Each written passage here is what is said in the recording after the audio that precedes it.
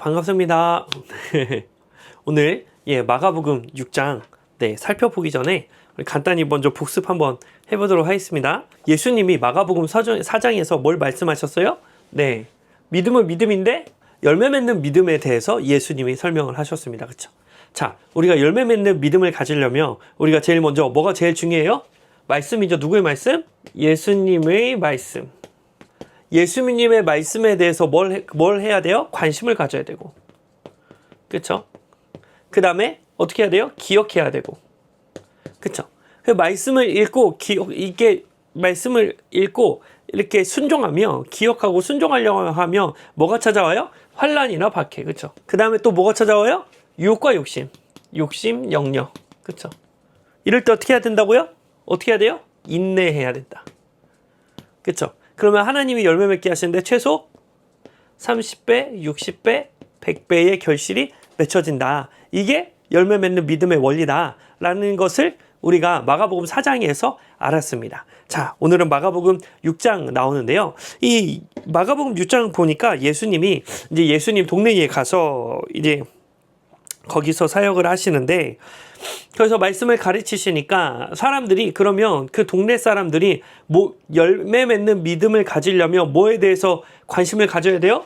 예수님의 말씀에 대해서 관심을 가져야 합니다. 그런데 이 동네 사람들은요, 무엇에 대해서 궁금해 하냐면요, 마가복음 6장 2절이 보니까 이 사람이 어디서 이런 것들을 얻었느냐. 그러니까 예수님이 그런 지금 행하고 계시는 그 권능을 어디서, 그 출처가 과연 어디냐, 이런 것에 관심을 가지고 있습니다.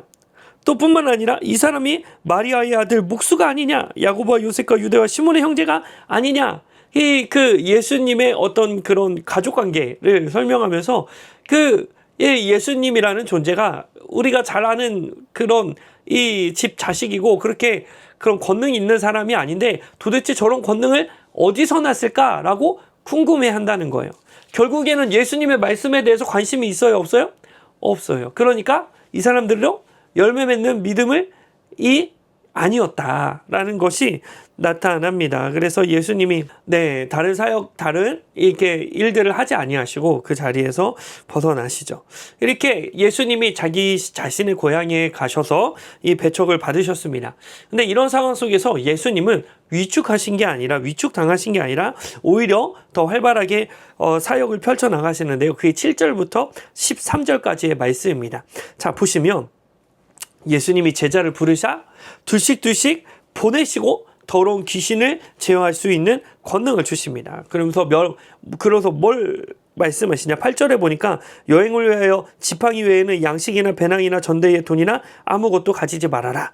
그렇죠? 신만 신고 두 벌의 옷도 잊지 말라 하시고, 이렇게 예수님께 파송받기 전에는 그냥 제자들이 누리던 것을 그대로 잘 누리고 있었습니다. 그런데 예수님을 대신해서 예수님의 일을 감당하는 그 파송 당할 때에는 이렇게 너무 많은 것을 가져가지 말고 청빈한 삶으로 가서 사역을 해라 라고 예수님이 임시적으로 그렇게 파송을 해주시는 장면입니다. 또한 이들의 태도에 대해서 말씀하고 계시는데요.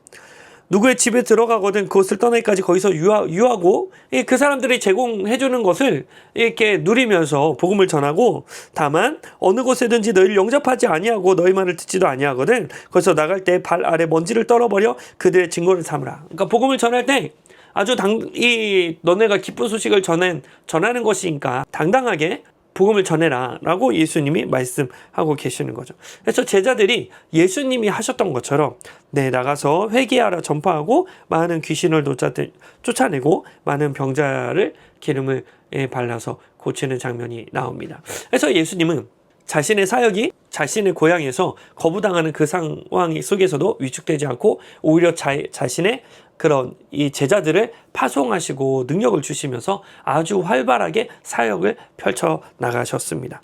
자, 이때 14절부터 29절까지 이제 침례 요한의 이야기가 나오는데요.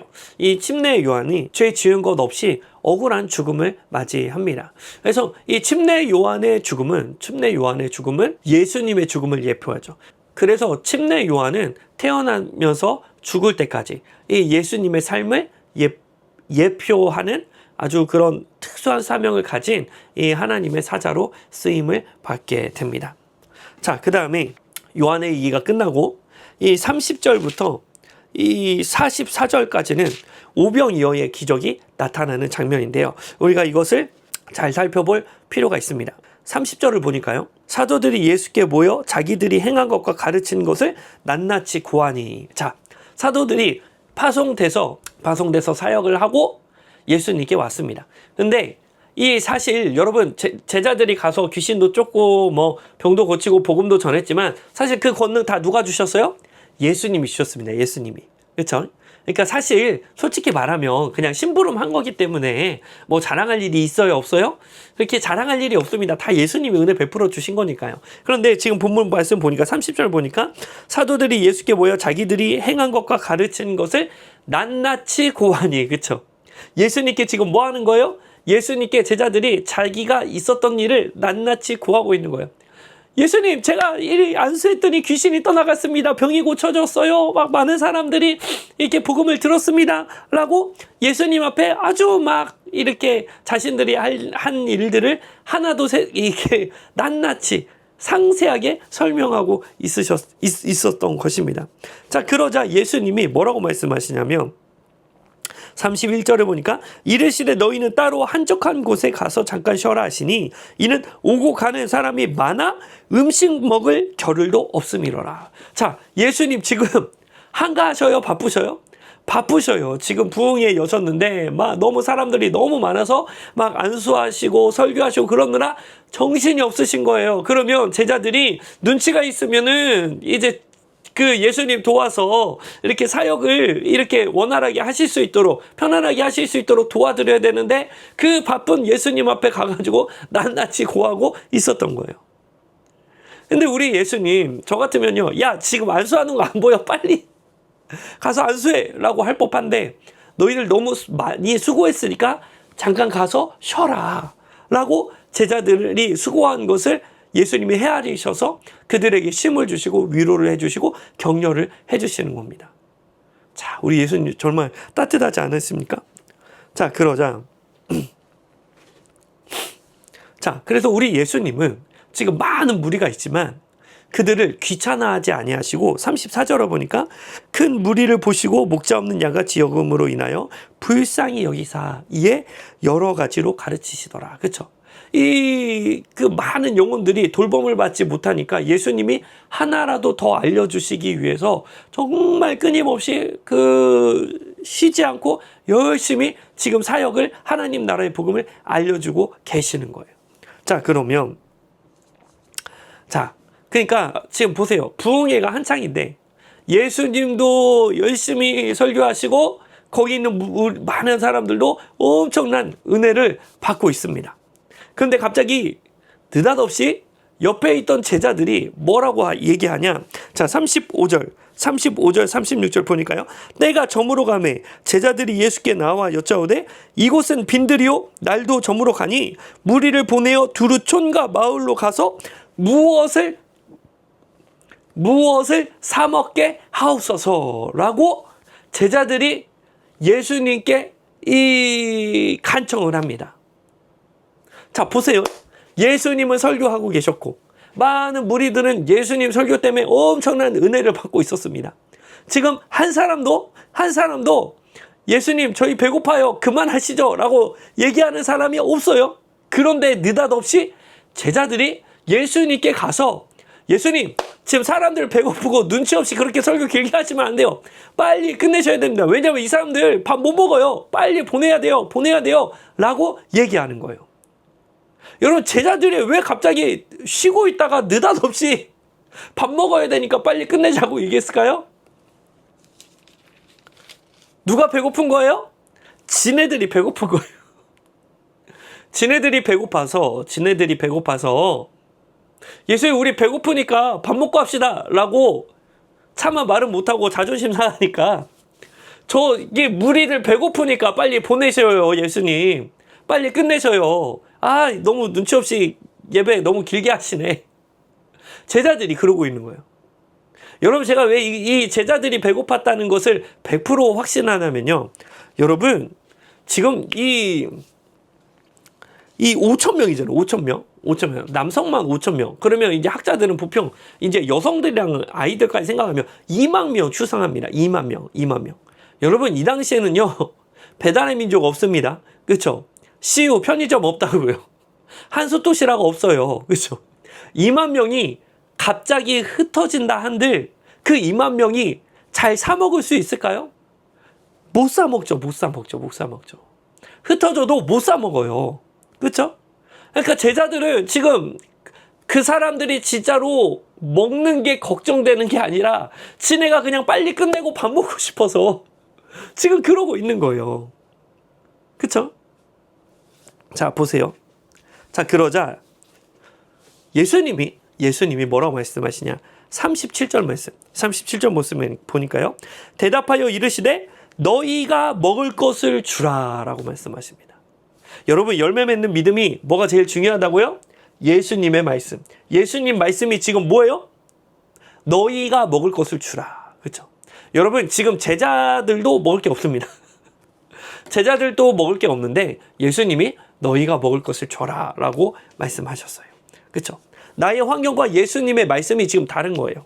자, 그럴 때는 어떻게 해야 돼요? 믿음 있는 사람이라면 예수의 말씀에 관심을 가지고 기억하고 인내하고 지켜야죠. 그렇죠? 예수님의 말씀, 근데 우리가 먹을 게 없는데 예수님 우리 보고 먹을 것을 주라고 하시네? 그러면 우리가 어떻게 해야 될까? 그쵸? 그럼 예수님께 물어보면 됩니다. 예수님, 우리에게 먹을 것을 주라고 말씀하셨는데 이게 예수님 말씀하니까 진짜 중요한 것 같은데 이거를 잘 기억하고 인내하고 지켜야지 열매 맺는 믿음인데 그럼 예수님 우리가 어떻게 할까요? 라고 여쭤보면 됩니다. 여쭤보면 돼요. 자, 그런데 이게 믿음의 반응인데 제자들은 지금 뭐라고 얘기하냐? 37절에 여짜오되 예수님께 반문하는 겁니다. 반문하는데 뭐라고 얘기하냐면요. 우리가 가서 200데나리온의 떡을 사다 먹이리까? 라고 얘기합니다. 너희가 먹을 것을 주라 했을 때 여러분 먹을 게 없으면 뭐라고 대답하면 돼요? 예수님 저희 지금 먹을 거 없는데요. 먹을 거 다 떨어졌는데요. 이렇게 대답하면 돼요. 그렇죠? 그럼 그래도 예수님을 존중하는 겁니다. 혹시나 예수님이 지금 우리 현 상황을 파악을 못 하셨을 수도 있으니까 좀 더 이렇게 그런 사고의 폭을 넓혀드리기 위해서 현재 상황을 이렇게 말씀드릴 수 있어요. 그렇죠? 예수님 죄송한데 저희가 아직 먹을 게 없거든요. 예수님 그렇게 말씀하셔서 제가 어떻게 해야 될지 고민입니다. 예수님 어떻게 할까요? 이렇게 여쭤봐야지 예수님을 존중하는 거예요. 그렇죠? 근데 지금 제자들은 뭐라고 얘기해요? 우리가 가서 200데나리온의 떡을 사다 먹이니까 우리가 떡 사올까요? 2천만 원어치 한솥도시락 사오면 됩니까? 그렇죠? 그러니까 제자들이 예수님, 그러니까 제자들이 예수님을 향한 그런 어떤 언행을 보면 일관성이 있습니다. 그렇죠? 혈류병 여인 사건에서도 예수님이 누가 내 몸에 손을 만졌다, 내 몸에 손을 대었다라고 말씀하셨을 때 제자들의 반응이 뭐라고 얘기해요? 사람이 많은 것을 보시면서 물으시나이까? 그러니까 예수님을 스승으로 존중하지 않는 거죠. 그렇죠? 않는 거죠. 너희가 먹을 것을 주라. 우리가 뭐 어디서 뭐 사와야 됩니까? 돈이 어디 있어요? 예수님 돈 있어요? 지금 이러고 있는 거예요. 진짜 그러니까 믿음은 둘째치고 그런 사람을 존중하는 마음조차 없는 사람들이 지금 이 제자들이었습니다. 자, 그러자 예수님이 저 같으면 그냥 다리몽댕이를 그냥 축복해 버릴 텐데 예수님 그렇게 하지 아니하시고 38절을 보니까 이르시되 그 반항하는 저항하는 제자들에게 예수님이 이렇게 말씀하십니다. 너희에게 떡 몇 개가 있는지 가서 보라. 그렇죠? 이 예수님께 항변하는 이 제자들에게 예수님은 너희가 가서 떡이 몇 개 있는지 가서 보라. 먹을 거 몇 개 있는지 가서 확인해보고 와라 라고 말씀하고 계십니다. 여러분 이 당시에 편의점도 없고 뭐 배달 민족도 없고 그러니까 먹을 게 귀합니다. 그렇죠? 먹을 게 귀해요. 사람들이 각자 먹을 걸 쌓았어도 먹을 것을 쉽게 내놓지 않는다고요. 그러니까 여러분 이런 분위기 속에서는 지금 예수님이 먹을 것 얼마나 있나 알아보고 와라고 했으니까 어떻게 해야 돼요? 말을 아주 잘해야 됩니다. 말을 아주 잘해야 돼요. 그렇죠? 사람들이 먹을 거 소중하기 때문에 잘 안 나누기 때문에 말을 아주 잘해야 되는데, 저 같으면 이렇게 얘기했을 것 같아요. 여러분들 오늘 부흥성에 너무 은혜롭죠? 병고침 받으신 분, 방언 받으신 분, 은혜 받으신 분, 너무 훌륭합니다. 여러분, 지금 예수님도 이렇게 시장하시고 저희도 좀 시정하고 그런데 우리가 먹을 것을 조금만 이렇게 10개 중에 하나만 조금만 나눠주시면 십시일반 하면은 이렇게 없는 사람도 좀 같이 먹을 수 있고, 그래서 부흥성회를 아주 은혜롭게 마칠 수 있을 것 같습니다. 은혜롭게 이어갈 수 있을 것 같습니다. 여러분 은혜 많이 받으셨으니까 조금만 이게 마음을 표현해 주십시오 라고 간청을 해도 사람들이 줄까 말까 합니다. 그렇죠? 근데 2만 명이 왔는데 제자들이 뭘 들고 오냐? 알아보고 이르되 떡 5개와 물고기 2마리가 있나이다. 그렇죠? 여러분 지금 2만 명 모인 곳에서 제자들이 뭐 가져와요? 보리떡 5개, 물고기 2마리 가져오는 거예요. 이거는요, 그러니까 제자들이 성실하게 사람들을 설득해서 이렇게 먹을 거 가져온 거예요. 그냥 대충 알아본 거예요. 그냥 대충 알아보고, 예수님 귀찮게 뭐 이런 거 찾으니까 사람들 주지도 않을 텐데, 저 먹을 거 있으신 분, 그냥 예수님 먹을 거 지금 찾으시는데, 먹을 거 있는 사람 있어요? 그랬더니 아주 순진한 아이 하나가 와가지고, 보리떡 5개, 물고기 2마리만 가져온 거예요. 그렇죠? 그러니까 이 제자들은 일을 시켜도 어떻게 해요? 대충 하는. 이런 사람 보면 정말 화가 납니다. 일을 시켜도 대충이에요. 네. 속이 뒤집어지죠. 자, 그러자 예수님이 어떻게 하시냐면요. 41절 보니까요. 예수께서 떡 5개와 물고기 2마리를 가지사 하늘을 보여 축사하시고 떡을 떼어서 누구에게 주셔요? 제자들에게 주셨다는 거예요. 그렇죠? 떡을 떼서 여러분 누구에게 주셨어요? 제자에게. 여러분 사실 저 같으면요, 지금 제자들은 어떤 존재입니까? 무리를 생각하는 것 같지만 무리를 생각하지 않죠. 진의 배고픈 것만 생각하는 거예요. 그렇죠? 어떤 사람들이요?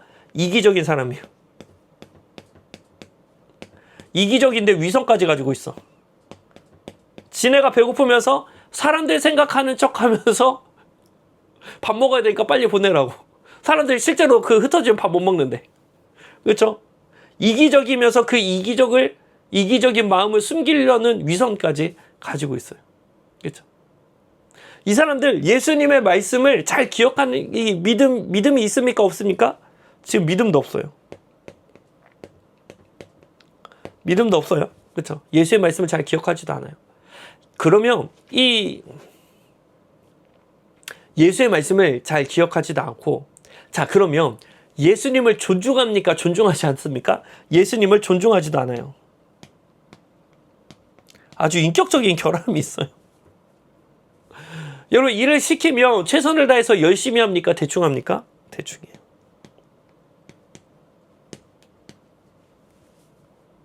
이게 지금 누구예요? 제자들이에요. 근데 놀랍게도 예수님은 이 제자, 저 같으면요, 빵이랑 물고기 불린 다음에, 야, 너네 저쪽에 가서 줄 서서 손 들고 서 있어. 믿음 없는 애들은 너 어떻게 되는지 봐야 돼. 너네는 금식해. 오늘 손 들고 서 있어. 야, 봐봐. 늘어나지. 이 믿음 없는 것들아. 내가 말하면 다 계획이 있는 줄 알고 그냥 순종해야지. 막 이러면서 호되게 혼낼 텐데, 우리 예수님 그렇게 하지 아니하시고, 이런 제자들에게 예수님이 떡을 떼서 실제로 제자들이 무리들에게 먹을 것을 나누어 주게 하셨다. 예수님이 맨 처음에 뭐라고 말씀하셨어요? 너희가 먹을 것을 주라.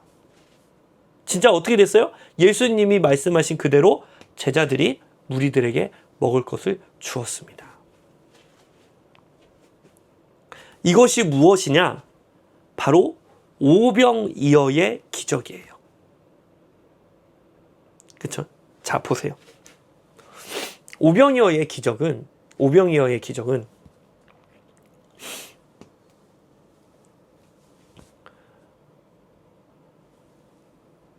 이기적이고 위선을 갖고 있고 믿음도 없고 예수님을 존중하지도 않고 일 시켜도 대충 하고 심지어 내 코가 석자예요. 그렇죠?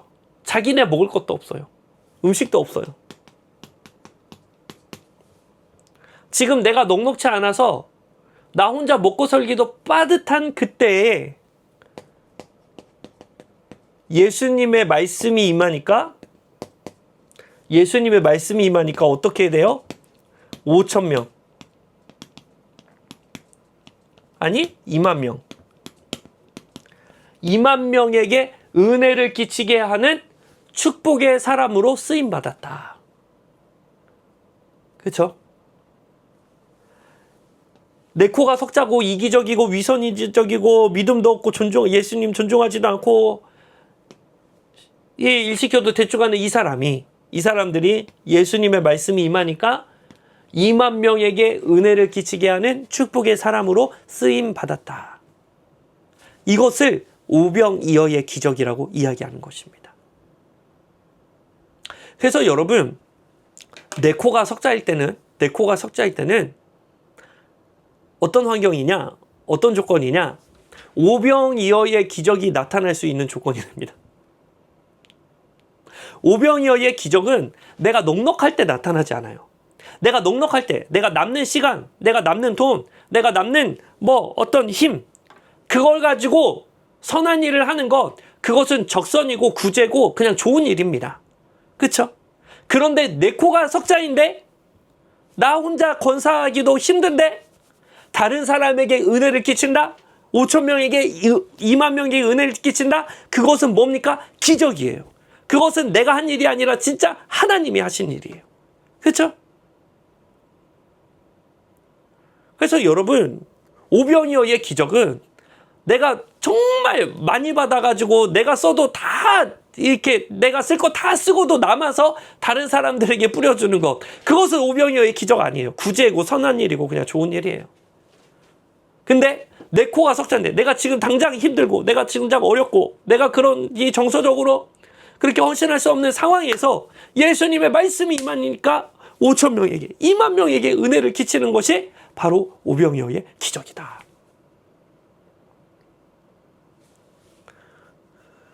그래서 여러분, 내가 진짜 힘들 때는요, 내가 내 코가 석자일 때, 나 혼자 건수하기도 진짜 힘들 때 하나님의 어떤 봉사의 자리로, 헌신의 자리로 부르시면요, 이것은 뭐냐? 사인이요, 사인. 어떤 사인? 오병이어의 기적이 나타날 수 있는 순간이다.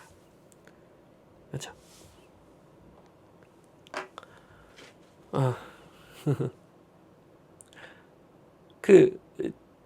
제가요, 이제 한 교회에서 14년 사역하다가 이제 한순간에 이제 갑자기 딱 이제 사임을 하게 됐거든요. 그러니까 사임을 이제 개척을 위해서 사임을 하게 됐는데, 이제 그런 어떤 이제 그런 과정 중에서 이렇게 미리 이제 또 생각도 하고 계획도 가지고 준비도 하고 이제 했었지만, 막상 이제 어떤 일들이 벌어질 때는 제가 마음을 지키기가 정말 쉽지가 않더라고요. 마음을 지키기가 참 쉽지 않은데, 어떤 그런 이 정서적인 그런 어려움을 당하는 그 순간에 제가 어디에 있었냐면요, 어떤 예배처에서 이 기타를 연주하는 회중들에게 은혜를 끼쳐야 하는, 회중들이 예배를 잘 드릴 수 있도록 기타 연주로 도와야 하는 그 자리에 제가 있더라고요. 사실 그때 이제 마음이 너무 어려워서 내가 이거 연주를 할 수 있을까 말까 그 정도로 이렇게 마음이 참 이렇게 다스려지지가 않았는데, 제가 정작 해야 하는 일은 회중들이 예배를 잘 드릴 수 있도록 연주를 잘 해야 되는 그 자리에 제가 있더라고요. 그래서 제가 본능적으로 어떤 생각을 했냐, 이거 오병이어의 기적이 나타날 수 있는 기회다. 은혜의 시간이다. 축복의 시간이다. 그러면 내가 마음을 잘 다스려서 연주를 잘 해야 되겠다. 라는 마음을 가지고 그 예배를 열심히 섬겼던 기억이 있습니다. 그래서 여러분, 내 코가 석자일 때, 내가 정말 힘들고 어려울 때, 나 혼자 건수하기가 쉽지 않을 때, 내가 다른 사람을 위해서 봉사하고 헌신한다? 여러분, 그거는 오병이어의 기적입니다. 그렇죠? 놀라운 하나님의 은혜예요. 하나님이 저와 여러분들을 사용하신다는 놀라운 그 기적의 시간이고 축복의 시간이 되는 줄 믿습니다. 그래서 여러분, 정말 이제 그런 일들이, 물론 이 내 코가 석자일 상황이 없는 게 제일 좋죠. 나 혹시나 그런 일이 찾아왔을 때라 할지라도, 그쵸? 예수님 부르실 때 아멘으로 반응하셔서 하나님의 놀라운 은혜를 체험하시는 저와 여러분들 되시기를 주님의 이름으로 축복합니다. 자, 그 다음에,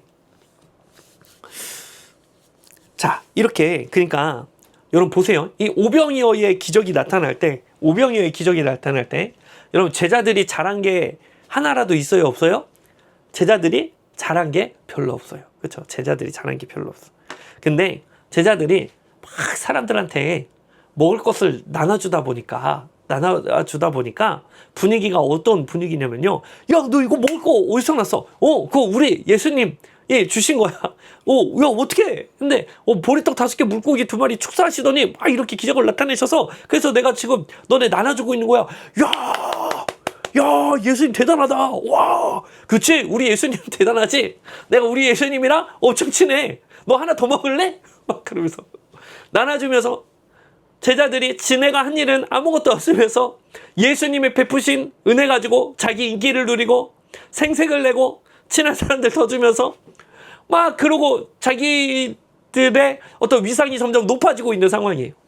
그러니까 제자들이 빨리 떠나고 싶어 할까요? 거기 최대한 오래 머물고 싶을까요? 오래 머물고 싶겠죠. 그러니까 예수님이 뭐라고 말씀하시냐. 45절에 보니까 예수께서 즉시 제자들을 재촉하사, 야, 빨리 가. 그렇죠? 제자들이 어떻게든 안 가려고 그러니까 여러분, 안 좋은 요소는 지금 제자들이 다 가지고 있습니다. 그렇죠? 재촉하사 자기가 무리를 보내는 동안에 배 타고 앞서 건너편 벳세다로 가게 하시고, 예수님은 기도하러 산에 올라가서 기도하시고, 제자들은 이제 배를 타고 건너편을 지나가고 있습니다. 자, 그런데 어떤 일이 벌어지냐. 48절 보니까 바람이 거스름으로 제자들이 힘겹게 노젓는 것을 보시고, 제자들이 물 위에서 또 뭘 만났어요? 풍랑을 만났어요. 여러분, 지금 제자들이 그 바다 위에서 풍랑을 만난 게 첫 번째예요, 두 번째예요? 두 번째. 언제 있었어요? 맨 처음에 마가복음 4장에서도 예수님 주무시고 계셨고 풍랑이 왔었잖아요. 그쵸? 그때 누가 해결해 주셨어요? 예수님이 해결해 주셨어요. 예수님이. 그쵸? 그래서 여러분, 믿음이라는 것은 뭐예요? 예수님의 말씀을 기억하는 것이고 예수님을 기억하는 거잖아요. 그러니까 첫 번째 문제가 왔을 때, 풍랑이 왔을 때 해결해 주신 분이 누구예요? 예수님. 그러면 제자들이 두 번째 풍랑을 만났을 때, 그때도 누가 해결해 주시겠어요? 예수님이 해결해 주시겠죠. 그러니까 제자들이 믿음이 있다면 누구를 기억해야 돼요? 예수님을 기억해야 되겠죠. 예수님을 기억하고 풍랑 중에서 누구를 기다려야 되겠어요? 예수님을 기다려야 됩니다. 그렇죠? 자, 그러면 여러분, 내가 정말 기다리고 고대하고 그런 사람이 있으면 멀리서 와도 알아봐요? 못 알아봐요? 알아보줍니다. 그렇죠? 알아봐요. 그런데 지금 제자들은 어떻게 하냐? 49절에 보니까 제자들이 예수님이 이제 지나가시려고 하심에, 49절에 보니까 제자들이 그가 바다 위로 걸어오심을 보고 유령인가 하여 소리를 지르니. 제자들이 예수님 알아봐요? 못 알아봐요? 못 알아봐요. 그러니까 제자들이 지금 이게 믿음이 있는 거예요, 없는 거예요? 믿음이 없는 거예요. 그렇죠? 자, 근데 여러분, 이것은요, 여러분, 우리가 신앙생활 하다가 비슷한 고난이 또 온다. 그러면요, 내가 그 고난을 통해서 하나님 앞에서 배워야 할 게 있어서 그런 거예요. 제가 왜 이렇게 자신 있게 말씀드리냐면, 제자들이 첫 번째 풍랑에서 믿음을 못 배웠잖아요. 불안하고 두려워했잖아요. 그러니까 두 번째 똑같은 환경에서 제자들이 믿음으로 반응할 수 있는 기회를 일부러 주시는 거예요. 왜 그러냐면, 지금 예수님이 풍랑을 멈추는 시점을 우리가 볼 필요가 있는데요. 자, 보세요. 이 예수님이 풍랑을 그치는 시점이 51절에 보니까 배에 올라 그들에게 가시니 바람이 그치는지라. 여러분, 그러면 풍랑이 언제 멈춰졌냐? 예수님이 제자들이 타 있는 배 위에 오르니까 풍랑이 멈춰진 거예요. 그러면 그 전까지 예수님은 그 비바람을 다 어떻게 하신 거예요? 피한 게 아니라 맞으신 거예요, 여러분. 그쵸? 지금 예수님이 단순히 저 바람 부는 거 못 막았네? 빨리 가서 바람 막아야 겠다. 지금 이 분위기가 아니에요. 그렇죠? 만약에 예수님이 그냥 그런 자연적인 풍랑을 막는 게 목적이셨으면 그냥 멀리서 풍랑을 잠잠케 하시면 됩니다. 아니면 예수님이 물이 걸어가실 때 풍랑을 잠잠케 하시면 돼요. 제자들 멀리 있을 때. 근데 예수님은 어떻게 해요? 일부러 제자들에게 가셔요. 그렇죠? 왜요? 제자들이 믿음으로 반응할 수 있는 기회를 주기 위해서 예수님이 제자들과 같은 똑같은 풍랑을 다 맞으면서 제자들의 고난의 자리에 예수님이 가신다고요. 왜요? 제자들이 똑같은 환경, 두 번째 경로 확정해서 믿음으로 반응할 수 있는 기회를 예수님이 주고 계시는 거예요. 근데 너무 안타깝게도 제자들은 똑같이 믿음 없는 반응을 보여줍니다. 불신앙의 모습을 보여줘요. 그렇죠? 그래서 여러분, 우리가 인생을 살다 보면 비슷한 고난이 이렇게 닥쳐온다 그러면 사인이요, 사인. 믿음이 자랄 수 있는 기회입니다. 제가 이 첫째 딸이 있는데, 첫째 딸이 태어나자마자 고관절에 뼈가 없는 이 아이로 태어났습니다. 그것을 좀 일찍 발견했으면 좋았는데, 거의 8개월 지나서 그 이제 고관절 탈구인 것을 발견하고 그 통깁스를 1년 동안 했어요. 첫째 딸이. 그래서 그 일을 근데 너무 그랬는데 물론 이제 기도하면서 하나님의 은혜로 다행히 이제 이렇게 근육을 찢거나 뼈를 긁어내거나 그런 수술하지 않고 이렇게 도수 치료로 이렇게 이제 잘 이렇게 치료를 받았고요. 지금은 너무 이제 10살인데 너무 건강합니다. 그래서 첫째 아이가 태어났을 때 그런 이제 아팠던 게 있었고요. 그 다음에 이제 두 번째 아이가 이제 임신이 됐는데, 두 번째 아이가 임신이 돼가지고, 이제 초음파를 이렇게 바우처를 줘가지고, 초음파 검사를 하라고 그래가지고, 이제 24주인가? 26주에, 어떤 병원에 가가지고, 초음파 검사를 했는데, 거기서 이제 거기 간호사가 저희 아내한테, 이제 아이를 낙태하지 말라라고 먼저 얘기를 했대요. 그래서 무슨 말이냐? 그러니까 이제 의사 선생님한테 가봐라. 그랬더니 의사 선생님한테 가보니까 이 아이가 이렇게 머리 크기는 26주인데 다리 길이가 21주. 그래서 이 외소증이라 이렇게 태어나도 장애인이 될 것 같습니다. 그런 안내를 받았어요. 그래서 그 얘기를 이제 듣자마자 무엇이 떠올렸냐면 첫째 아이가 아팠던 게 이제 떠오르는 거죠. 그래서 비슷한 고난이네? 그러면서 하나님께 기도하기 시작했습니다. 그래서 하나님, 지금 똑같은 비슷한 고난이 두 번째 반복되는데, 하나님, 혹시 내가 여기서 배워야 할 게 무엇입니까? 그러면서 이렇게 기도를 했습니다. 기도를 하다가 어떤 기도를 하나님이 가장 기뻐하실까 고민하다가 하나님 앞에 이렇게 기도했어요. 뭐라고 기도했냐면, 하나님, 혹시나 만약에 외소증인 아이가 이 땅에 태어나서 사명을 감당해야 되고 그런 아이를 기를 수 있는 부부로 저와 저희 아내를 선택해 주셨다면 그것을 잘 해낼 수 있는 용기와 사랑, 인내, 필요한 모든 것들을 하나님이 부어주시옵소서. 어떤 아이가 태어나든 우리가 이렇게 믿음을 잃지 않고 신실하게 정말 그 아이가 하나님을 잘 섬기는 사람으로 잘할 수 있도록 저희가 안내자 역할을 잘할 수 있도록 주님 은혜를 베풀어 주시옵소서. 그렇게 이제 간절히 기도를 했습니다. 간절히 기도를 하고 이제 2주 후에 이제 다른 병원에 가가지고 다리 길이를 검사하니까 21주에서 26주까지 그 2주 만에 다리 길이가 그냥 한 번에 이렇게 늘어났습니다. 그래서 이제 건강하게 자연이 이제 건강하게 정상으로 잘 태어났는데요. 제가 이 말씀을 이제 왜 드리냐면 우리가 인생을 살다 보면 비슷한 고난이 또 올 때가 있어요. 그렇죠? 비슷한 고난이 또 올 수 있는데 그럼 그때는 우연이 아니라 하나님이 나에게 뭔가 새롭게 배우기를 원하시는 것. 그렇죠? 새롭게 깨닫게 하기를 원하시는 것. 또는 나의 믿음이 더 온전한 믿음으로 장성한 분량까지 성장시키기 위해서 그런 환경 속에서 하나님이 나를 은혜의 자리로 초청해 주신다는 거예요. 그렇죠? 그래서 여러분 우리가 고난이 다가왔을 때 이런 문제가 다가왔을 때 뭘 해야 되냐? 기도해야 됩니다. 그렇죠?